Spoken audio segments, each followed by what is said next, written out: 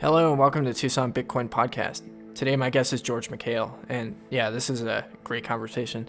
We talk about all sorts of different things in regards to the upcoming financial storm that is just inevitable due to the money printing and bad monetary policy. We talk about how Bitcoin can affect the church. We talk about just what it's like, to look at Bitcoin from a global perspective and a global movement instead of something that's just here in the United States and all the different communities that are springing up around the world with it. But yeah, George is a great guy. I met him from a book study that he does on Monday nights, going through the book Thank God for Bitcoin. And every time I leave that conversation, I just get so excited. It's like, man, we can really do something to make a difference in the world and to see it, because it's cool to hear about people from all over the world and all over the country talking about what they're doing in their communities with Bitcoin. Whether it's like trying to on-ramp churches or successfully on-ramping churches to accept Bitcoin as tithes, or just like having really good conversations and life-changing conversations with people, where they really get it and begin to save and, create communities that are reaching out to people about it. So yeah, really appreciative to George for coming on, and I hope you enjoy this. All right, we're recording. Good to have you on, George. Hey, thanks for having me, Alex. So just curious, you're the second person from Egypt that I've had on the podcast. When did you move to the U.S., or how old were you? Egyptians, man, we are all over the space. So I was 4 years old when my family immigrated from Cairo. So I was born there, and we moved to Iowa, of all places. So I was in Des Moines for about 6 months before we moved to Seattle, which is where I largely grew up. Nice. Yeah, my family was in Kiev, Ukraine, and moved to the U.S. Permanently when I was 5, and we moved to the Midwest, and then, well, we actually moved to Portland, then the Midwest, so kind of the opposite. Nice. But yeah, it's kind of funny. You'll have to connect me with the other Egyptian that you know. Yeah, Ali Hammam up in he's the owner of Tahini's Restaurants. Oh, nice. Okay, I haven't connected with him yet, but I've heard his story. I've read his story, and yeah, I'm looking forward to having some shawarma up there. Yeah, I was hoping to go up there for the 50K party, but they kind of turned the entire country into a prison, and it's like you have to pay an absurd amount of money to stay in a hotel. Jeez. Um, It's but getting ridiculous out there, man. yeah, it's I don't know. I've been lucky to be in Arizona because everything's been somewhat normal comparatively to the rest of the country. But yeah, man. So when's the Thank God for Bitcoin audiobook coming out? I know you've been working on that. Yeah, great question. So it's the recording is done. It's been done. We're actually just waiting for them to approve it, and apparently this process is a giant pain in the ass. So we got back like this email where we had to fix a couple of things. So anyways, whatever. It's supposed to drop like literally any day as soon as they approve it. Cool. Yeah, I'm excited about that. I have this issue with books where I tend to give them away and have trouble to hold on to them. At least with good books, like Yeah, Thank God for Bitcoin. and we're And also coming out with the hardcover soon. oh, sweet. Yeah, Yeah. If you haven't checked out if anybody listening hasn't checked it out, you got to check out that book. It's a great discussion introduction to Bitcoin for sure. definitely. Um, So yeah, as far as like moving to the U.S., I think people that are immigrants or have lived abroad have a major difference in perspective than people that have lived in the U.S. all their lives. From a financial standpoint, do you think that predisposed you to Bitcoin with all the monetary issues in Egypt that you've seen? Yeah, I mean, I think there's a natural sort of distrust to authority and to governments, and that's most immigrant stories are, you want to come to America for its freedom and the American dream that's pitched to you, right? And I think that's why sort of some of the lockdowns and things like that have been so alarming. Some of the money printing and stuff is it like just talking to my mom, even she's like, what is this? Like this feels like Egypt again, and that's not. We were trying to get away from this type of lack of freedom and government control and authoritarianism. And so, yeah, I think it definitely predispositioned me in such a way where inflation, was one of the main reasons that we left to begin with. Was my dad and my mom both graduated from university, had solid jobs over there, but it was like their wages trying to keep up with the cost of living because the money was inflating all the time, or it was just so volatile that needing some sort of economic stability and religious freedom, I would say, would be the other reason. But those economic realities, I think, something that I grew up with, in a family where we knew that we had to save. We knew we had to save money, so saving was something that was ingrained in me at a very young age, and so that naturally made Bitcoin something that was very appealing. Again, especially in the face of just how much the macro environment has changed, how much political influence has taken over our monetary system. And so, yeah, I'm very, very thankful for that perspective, for sure. Yeah, can you kind of outline what that looked like as far as like a hyperinflation? I think a lot of people really struggle to piece that together of what that actually is like. Yeah, I mean, and it wasn't hyperinflation in Egypt. It was just a steady inflation that became noticeable, right? So, which, I mean, isn't better necessarily. Like hyperinflation is obviously really, really, really bad. But think of it this way: it's like you grow up your whole life thinking, okay, I want to get in this profession, and it's going to get me a job that makes X amount of dollars, which is a living wage, and I'm going to be able to have so and so house and live at this level of comfort and this level of lifestyle, and you plot out your life that way, and you kind of you go through those steps, and you execute, you do it well, right? And then you get to the end, and guess what? It's like you're making the same amount of money that you thought you were going to make. It's just you can't afford anything. Everything's become too expensive now. And so I think that's what people are experiencing here. We haven't really, that reality hasn't really set in yet. But we know that, like, college debt is a thing that people are experiencing maybe without the jobs that they were promised, that pay the amount that they've signed up to make. And even if they are making the amount that they signed up to make, that money's not going as far as it used to, or that they thought it would, right? So what's happening right now, I think, is a really good comparison to what my parents experienced almost 30 years ago when we left. Yeah, yeah, I think that's a great explanation. I definitely think that's what we're seeing right now. I mean, there's a lot of frustration and anger at things like inequality. There's a giant popular demand for different services to be paid by the government, and there's a huge popular opinion that we need a $15 minimum wage. And I think those are all symptoms of what you're describing in regards to experiencing inflation and it kind of pulling the rug under your feet. Um, Mhm.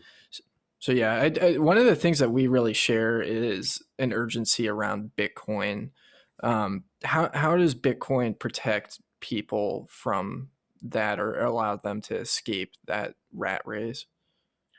Yeah, I think that's a really good question, and I think it's one of those things that you almost can't explain. You almost have to, like, experience it for yourself, because the more you get into it and you start seeing what's happening with the fiat system, the more you realize how badly we need something like Bitcoin. But then you start to actually, like, inhabit a Bitcoin mentality, and you start hodling, you start learning more about it, you start going down the rabbit hole. It changes you as a person, right? It changes your habits, it changes your perspective.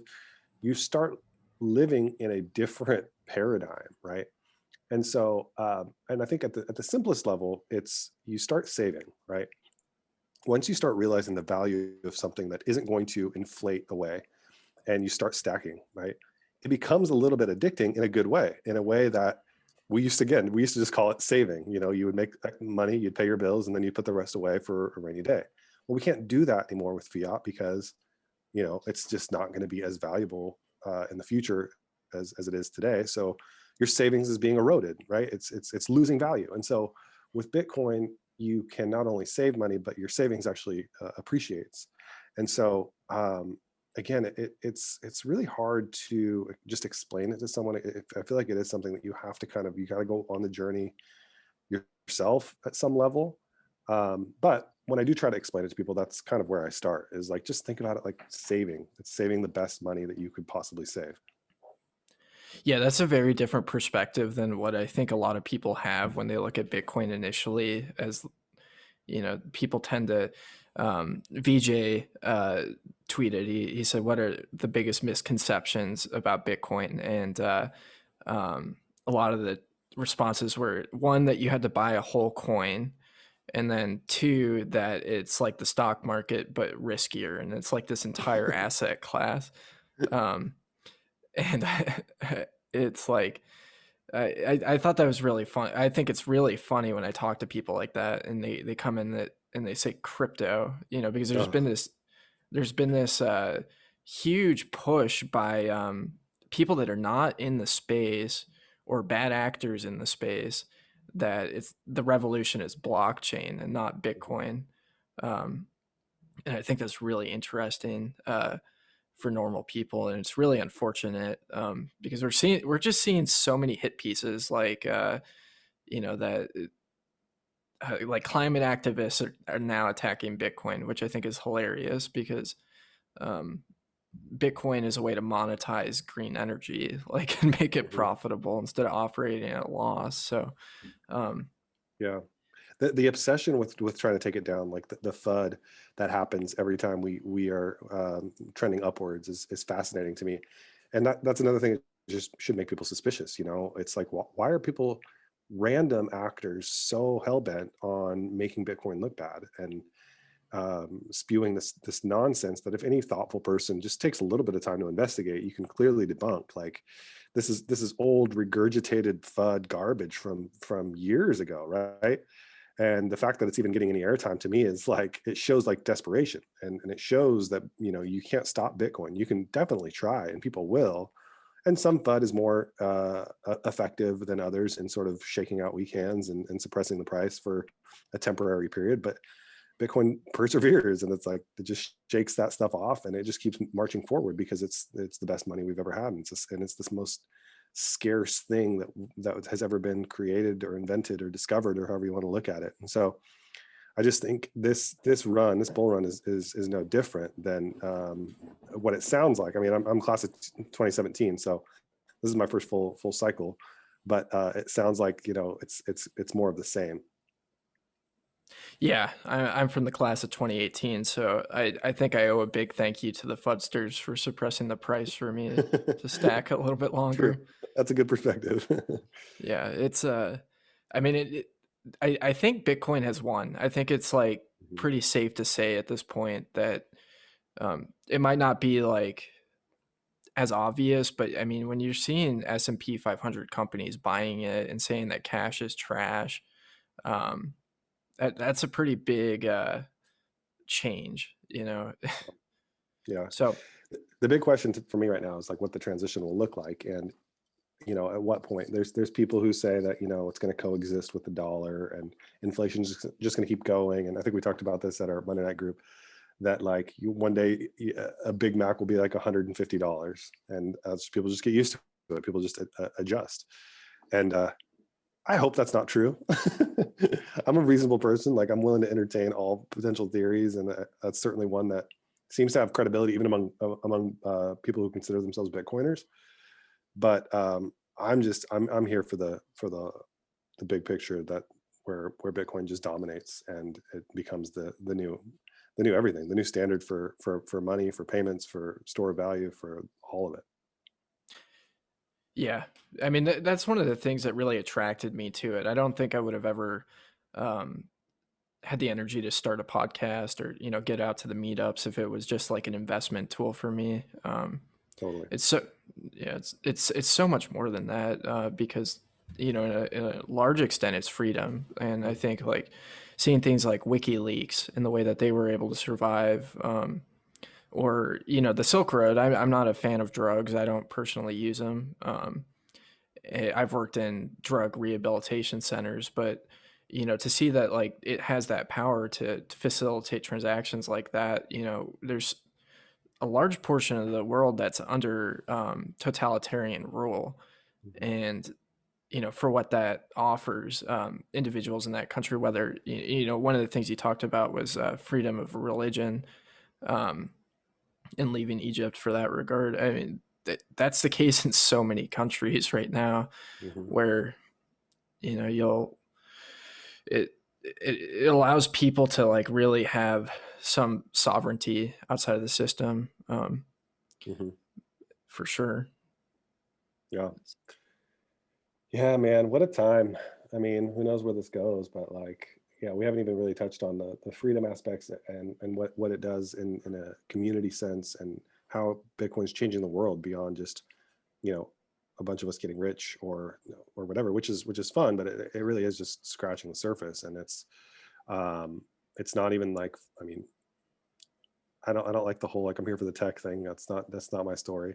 But like the way that I've stumbled into Bitcoin was more from a trying to solve a problem from like a community standpoint of how do we get away from just the overreach of government and my background is in I was in the church for a while. I was in full-time ministry, and so you get to color outside the lines a little bit in ministry because you have all these tax exemptions and things like that.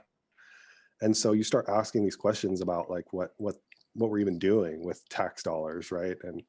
Um, and so going down further and further down that road and wanting to pursue something that facilitated freedom in such a real way, um, is kind of how I got into Bitcoin. And then number go up is why you kind of continue to be intrigued by it and continue to go down the rabbit hole.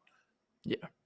Yeah, that idea of freedom, I think, is important to touch on it and to define, uh, because we've seen all sorts of crazy things happen this year, as far as like when there was the storming of the Capitol. You had a bunch of politicians standing around saying we need to protect the Constitution, and these are people that really don't care a whole lot for the Constitution. They care about maintaining as or control gaining as much power as they can to dictate over other people.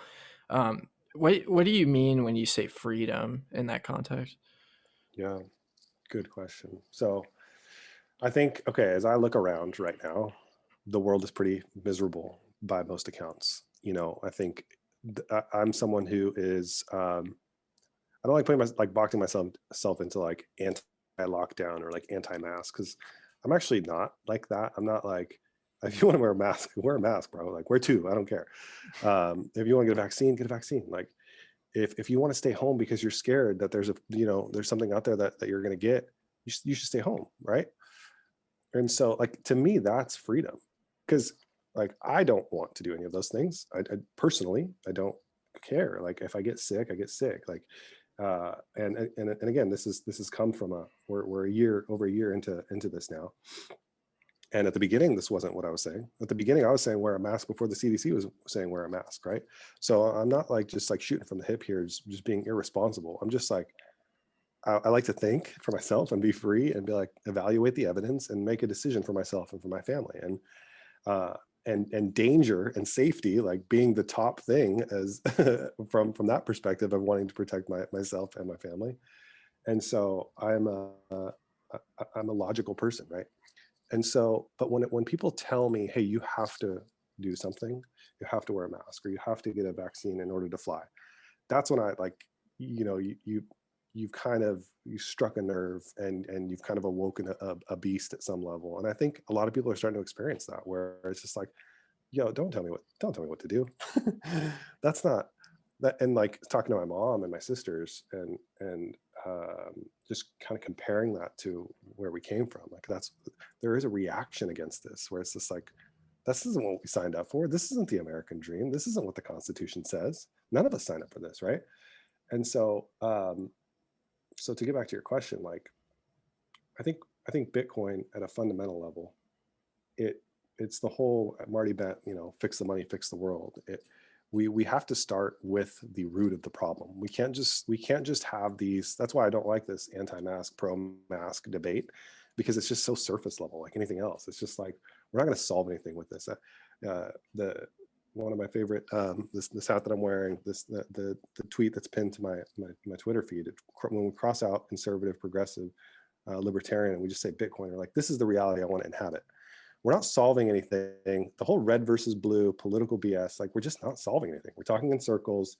It's the same shit. It's just like it doesn't work. And I think freedom from that is what I'm talking about. Freedom from the old paradigm that is fundamentally broken, that we all, I think deep down know is broken, but some of us are willing to admit it. Some of us are willing to be like, hey, the emperor has no clothes. And so I think Bitcoin is freedom from all of that garbage. It's an opportunity for humanity to build a fresh foundation. And, you know, like it or not, the number one way we interact with each other, if we don't know each other, is we transact, right? A lot of our relationships are like we relate on a monetary basis more than we probably want to admit because it feels dirty or whatever, because our money is broken. And a lot of times our transactions are dirty, right? Because it's like a zero-sum game. But if we can fix that, if we can just get back to the basics where transactions between one another are pure and I'm providing value for you, and so you want to give me something of value in return, and I don't have to doubt your motives or anything like that. Like, I'm not saying it's going to be perfect in any sense. Like, people are still going to get ripped off and all that kind of stuff. But at least at a fundamental level, what we're transacting with, we know and we can trust and we can audit the supply and all that kind of stuff. And so, so freedom from the tyranny that the government has the power over us to tell us what to do because they control the money. And they enforce their control of the money through violence and through threats and through lockdowns, ultimately. Yeah, what comes to mind when you're saying that is, you know, one of the things that I'm fearful of for people in my community is financial censorship, because that is the ultimate way to really silence somebody. Kicking somebody off of like social media is a good way to limit their voice, but you can survive it and still participate in society. But when you get locked out of the banking system, it's game over, and it's not too far of a jump with what we see today. Mhm. And so people say that Bitcoin facilitates crimes, and that's one of the ones that I hear a lot. But the fiat money system facilitates way more. I mean, if you look at like the amount that the banks have been fined, and that's just for the ones that have gotten caught over the past 10 years. It's hundreds of billions of dollars. Um, Mhm. and it's just crazy. Now, we have a legal system that's built on due process. So people are not guilty until, proven guilty. And, so I think there's this like idea that we have to like stop all the bad things before they happen through tyrannical control over things. And, eventually what that leads to is minority groups are targeted. If you have a dissenting voice, you're silenced, and all the power that we give over to them is used against, these different individuals. And it's pretty wild. But yeah, that you made me think on that one for sure. Mhm. And so I think that's kind of what you mean about like partially what you might mean about like peer-to-peer transactions that are pure. Mhm. Um, but yeah, For sure.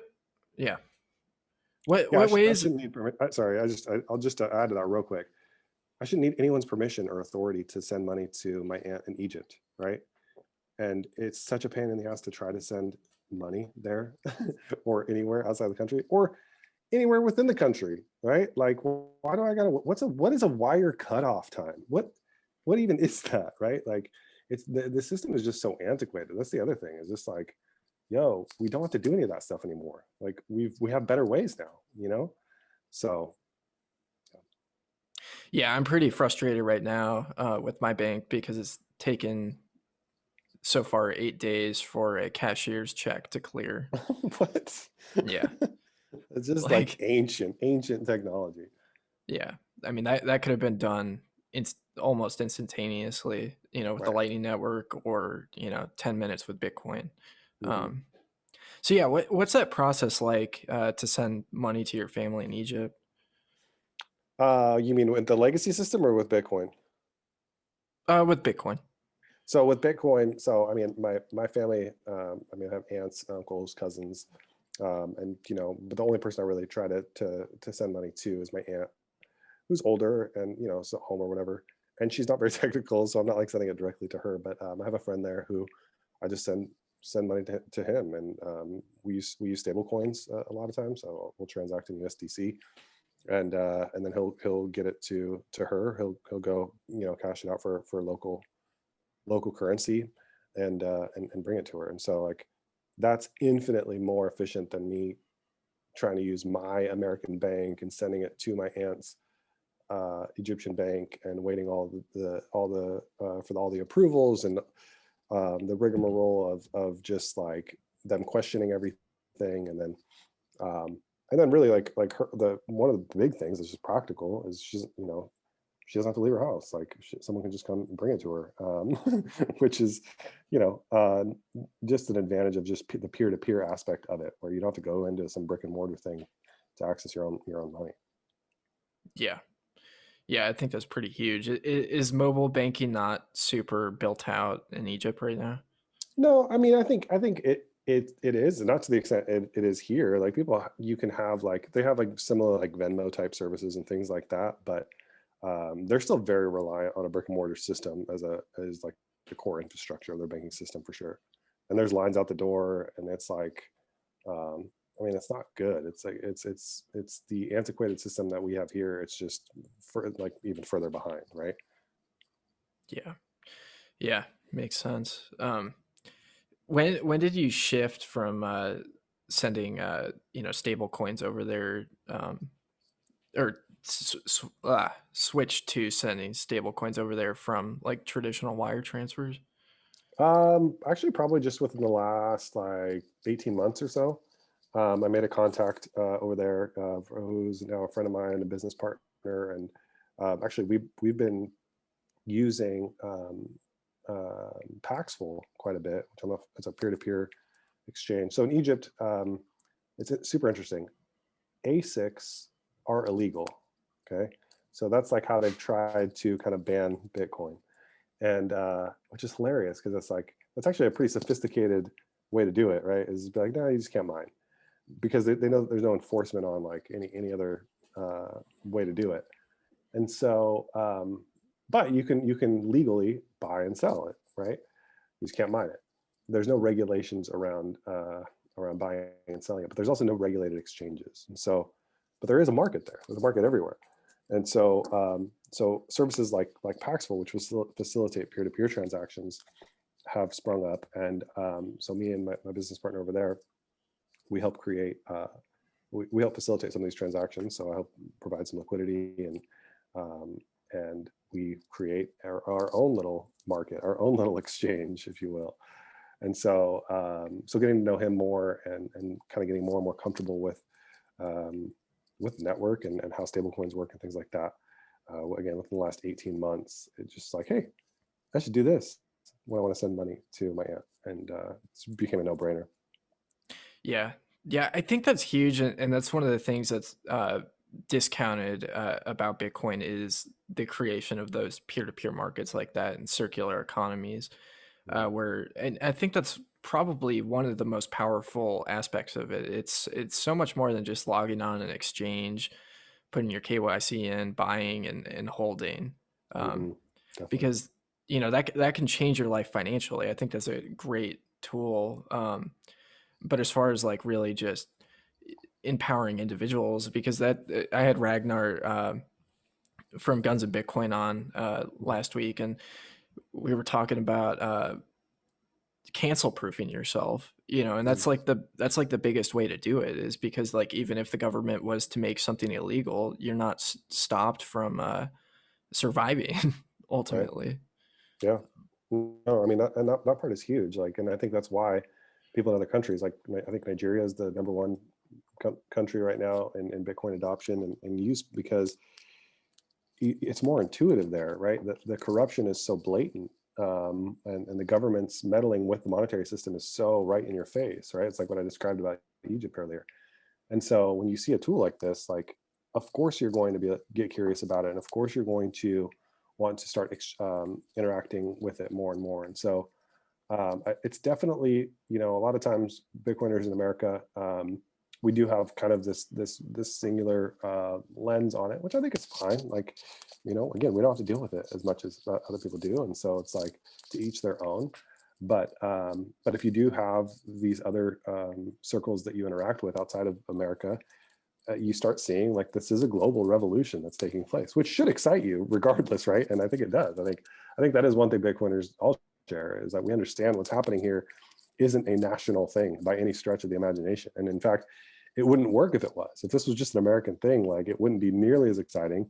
It would have significantly more attack vectors if it was just centralized to America. The fact that it's a global network that's picking up adoption in all these pockets all at once, like that's great. That's unprecedented around the entire world. Are you kidding me? So it's cool to have a little bit of a front seat to what's happening over there. Like I'm by no means an expert, and I have so much to learn about you know, the reasons for its rapid adoption on the ground and what it means to people, like practically speaking, to be able to exchange their local currency for USDT or whatever else, and then ultimately save it in Bitcoin, which is what's happening, right? So everyone wants to get their hands on these stable coins because for the same reason everybody wants to get their hands on US dollars around the world. But at the same time, people are realizing that Bitcoin is at a fundamental level a excellent store of value. And so you're kind of seeing these parallel tracks happen overseas more so than you're seeing here take place, where here it is mostly, like you said, about buying, hodling, watching your wealth grow. Now we're trying to change that too. Folks like Ragnar, I think, get this. Myself, Brian Harrington, who I partner with the OC Bitcoin meetup. We do Thursday nights here in Orange County, and then Monday nights with this book study. And you know, part of what we're trying to do is onboard merchants to start accepting Bitcoin. And we have several local merchants. Like every Friday, we have we have a chef locally, Chef Rick, who brings meals and accepts Bitcoin. I pay him every week through my Strike app, and he accepts Bitcoin. And like, you know, that meal that cost me $15 over the last year that I've been ordering from him every Friday. Well, guess what? He looks like a genius for accepting Bitcoin, and he's like, that's how he became a Bitcoiner, because he's like, wow, this is amazing. I should have made all of my customers pay in Bitcoin, right? And so we're experiencing the circular economy in real life. Like it's and there's a lot of controversy, I think, in the space around this, because people intuitively get like, if you have Bitcoin, you should hold it because it's still being monetized, and like you're going to regret it or whatever. But I just think that's one part of the narrative, man. I think there is more happening, and really thanks to Strike for helping facilitate a way for people to engage in the circular economy without having to spend their Bitcoin. I think we're going to see more and more of like what we're seeing in El Salvador with Bitcoin Beach, and them literally like creating a Bitcoin community from the ground up. I think that's just going to keep happening. Yeah, I'm glad you brought up Bitcoin Beach, because man, I want to see my city look like that someday. Like those guys are so ahead of the curve. It's going to be really wild to see what happens for them over the next 10 years. Like, I mean, I'm sure some people down there are pretty happy right now that they've been transacting in Bitcoin. Yeah, and as far as the people that are anti-spending your Bitcoin, like you spend money on things anyways. You know, why not just like buy it, like spend your Bitcoin and buy it buy more with what you would have already spent. Like there's this like kind of goofy idea about it. That Yeah, like the whole like spend and replace thing to me makes a ton of sense. I don't know why anyone would be against that. And then, like I said, Strike makes it a no-brainer to just like pay an invoice and come out of your fiat bank account. You're not even dipping into your stash. There's a bunch of different ways to do both, right? And facilitate payments and the store value use cases. I think that it's a couple things. This is my class of 17 take on this, right? Because I came in after the fork wars, and I think the BCH fork hurt a lot of people, and it upset a lot of people, and it made people like really, really dig in their heels around this one point about payments. And I think there's a lot of just like bad taste in people's mouths still anytime people bring up payments because it reminds them of Roger Ver, it reminds them of BCH, it reminds them of block size debate and all that crap. And I think that's fair. I think that's a reasonable like trauma at some level. And so people have kind of just doubled down on hodl, hodl, hodl. And again, I'm a hodler. Like I'm with it. I totally understand it. Don't spend money that's appreciating to infinity. But I just think that again, when you start looking outside of America and you start seeing things like El Salvador, and you start seeing the fact that the circular economy is happening, you can't just like close your eyes and pretend like it's not. There is and then lightning too. Like lightning as a whole is just like that's the whole reason that we're headed down this road. It's not just a shiny digital rock, right? Like there's more happening here, and so I just think that reality is just going to continue to take place. Yeah. No, I'm glad you brought up the fork war trauma that people are experiencing, and unfortunately, I didn't get to experience that myself. So Mhm. maybe I definitely, but yeah, I agree with you. I mean, it is interesting to look at it from like a global perspective because a lot of people don't have the luxury to just hodl. Um, Mhm. they need ways to buy food, and Right. their fiat currencies are failing them. Mhm. So yeah, I mean, it's definitely a major use case for sure.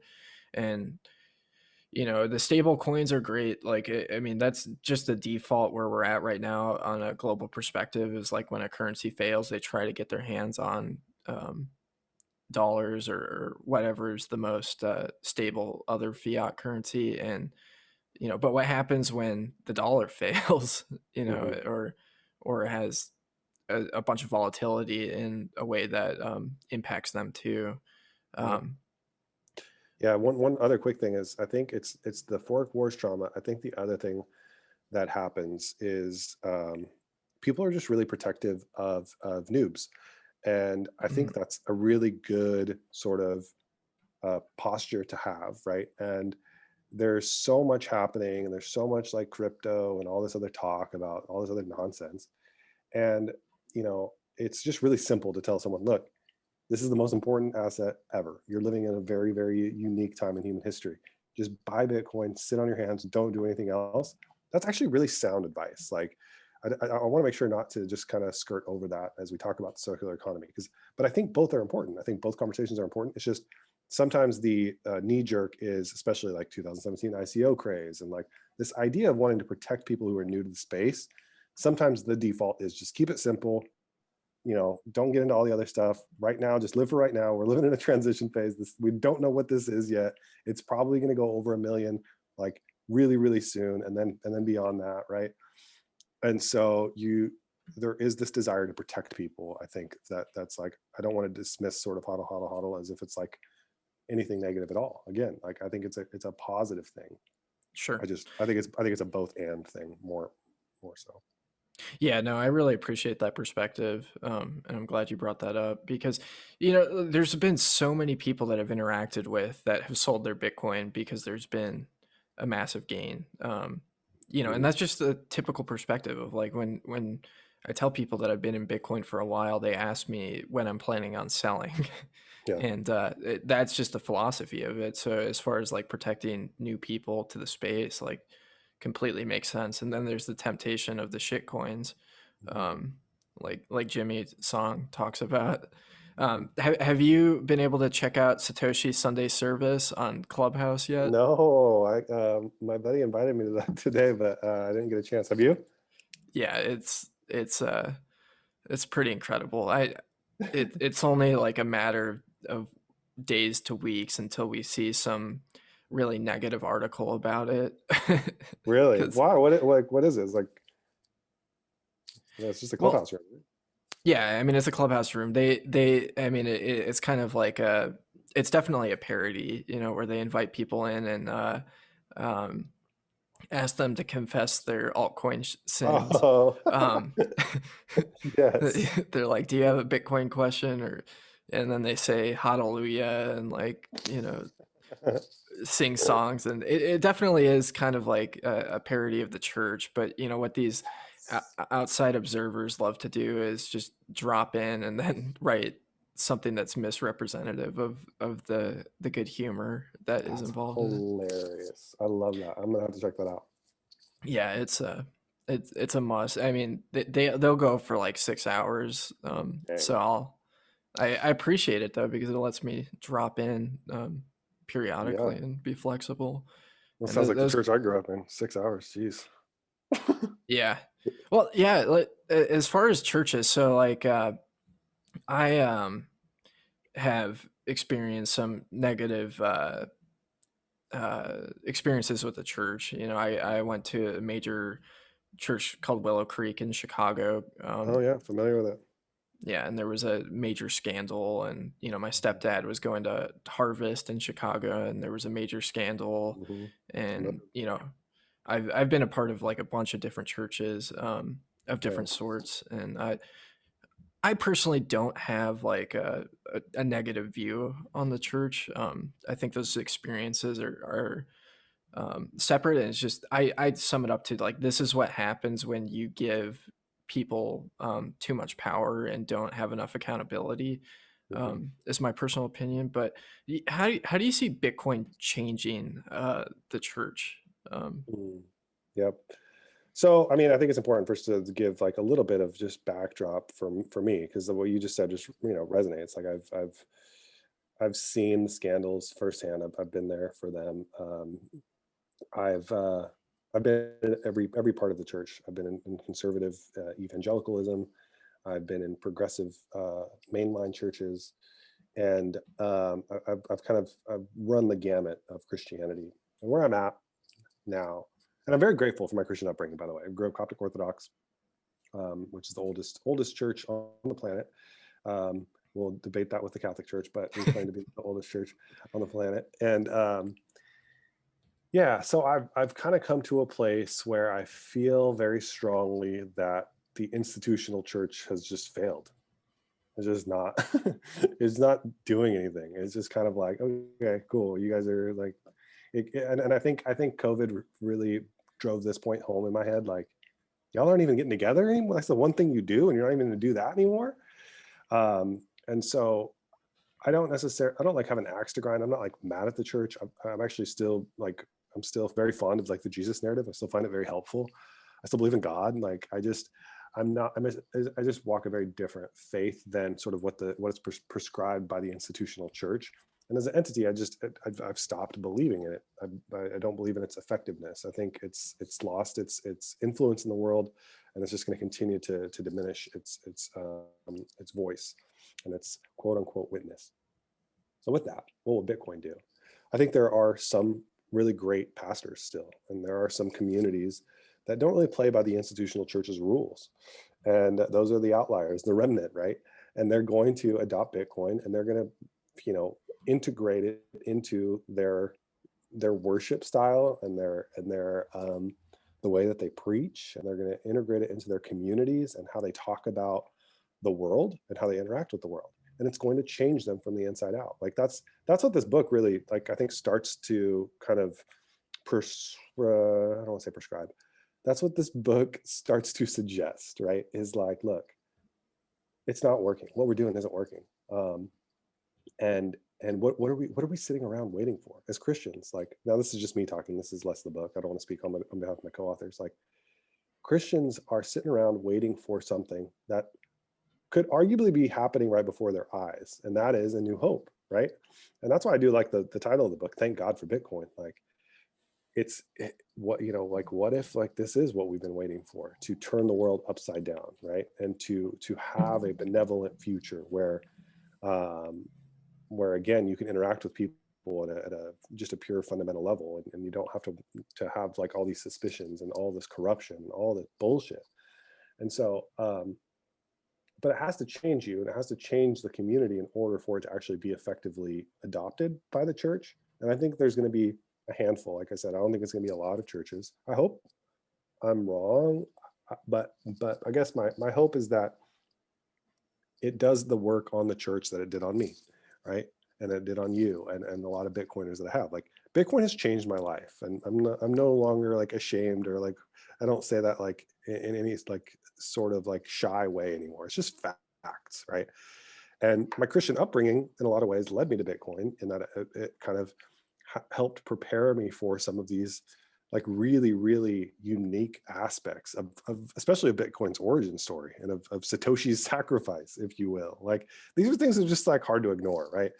And so I have a very just, I guess, um, simple outlook on it through a first principles of Christianity lens, right? Forget about the institutional church, forget about the scandals and the, Sunday auditoriums where it's like a rock concert. Like, what even are we doing, man?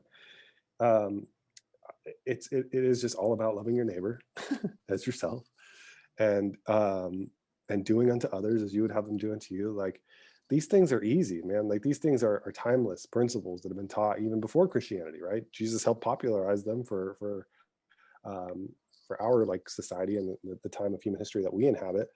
But like where we're going, something like Bitcoin, I think lives into the Christian message better than most people want to admit.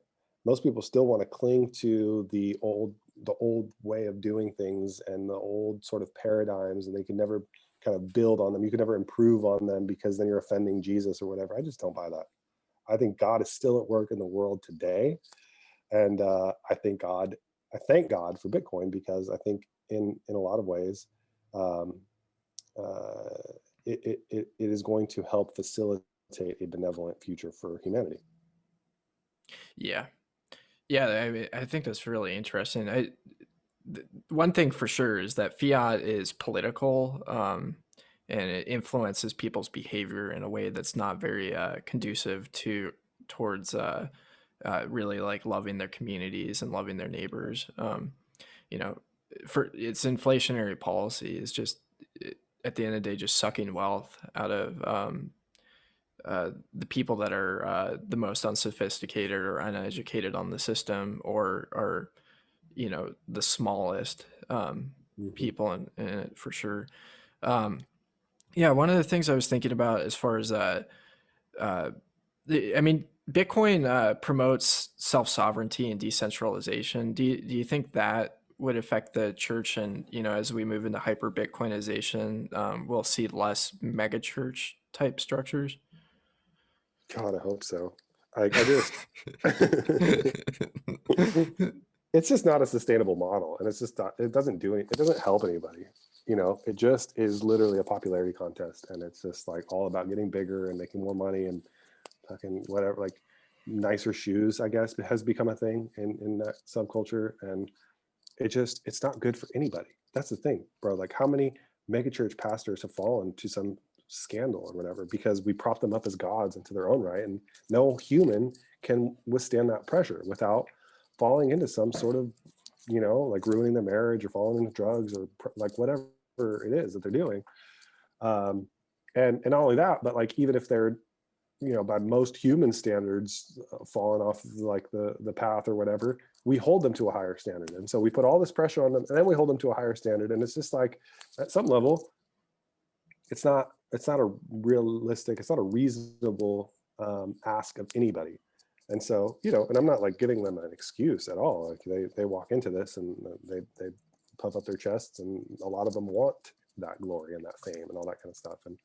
But it's just like it never works. And I don't like to kind of use absolutes in that way. But man, point me to a mega church where it's just like that place is thriving and oh my God, it's just incredible. And it's just not there. And it's like people will argue this point, by the way. This will be a controversy. People will be like, oh, I go to my church and like it's really, really big and like we love our community and we do our Bible studies on Wednesdays or whatever. I just don't buy that it's transforming people's lives and waking them up to what we're actually up against in this world.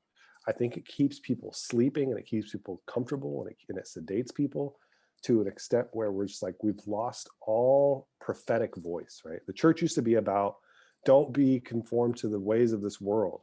And in a time when we need that more than ever, right? The church is like quiet. The church is silent on this. And again, there's exceptions and there's great pastors doing great work. I don't want to diminish them, but I think they would agree with me. I have pastor friends who I'm like, at some level, like I cheer them on because they're looking looking at Bitcoin and they're looking at the government right now with suspicion, and they're looking at the money printing and they're like, what the hell's going on? Right. So I'm not talking about them. I'm just talking about the institution of the church and sort of what it has become at a large level.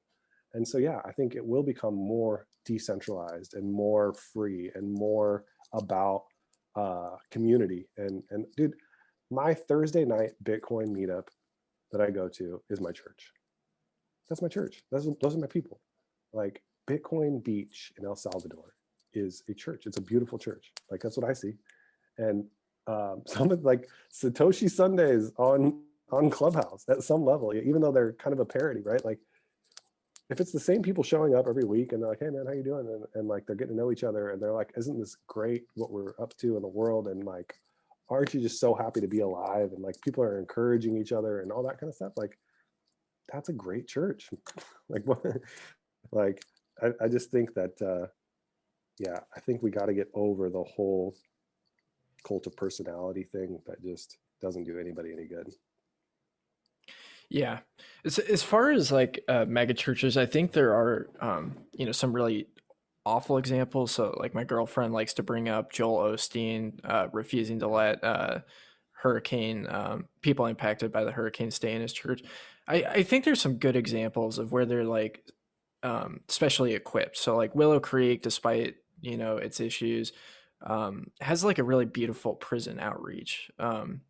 And yeah, I mean, what I hear you saying is like what you really desire is that community aspect of like intimate relationships, and I might be misconstruing that a Maybe, little I mean, bit. that's, I think that's part of it, but like, okay, beautiful prison outreach. That's good. I guess what I would like to see is churches railing against the prison system. That's the real prison outreach. What the hell do we have prison? Like, why do we imprisoning Sure. more people than any other country in the world? Like, to me, that's it's the church participating in the system and sort of giving it a wink, wink, and being like, it's pretty bad out there, but we're gonna come pray for you while you're in prison. Like, I don't want to sound like a dick. Like, I get Sure. it. There's good people. There's good people on the front lines that go and they volunteer and they go pray with prisoners, right?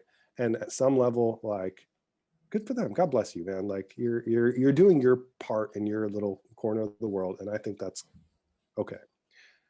But my problem is with the institutional church that has sort of just papered over the fundamental problems of the world, like the existence of the prison system.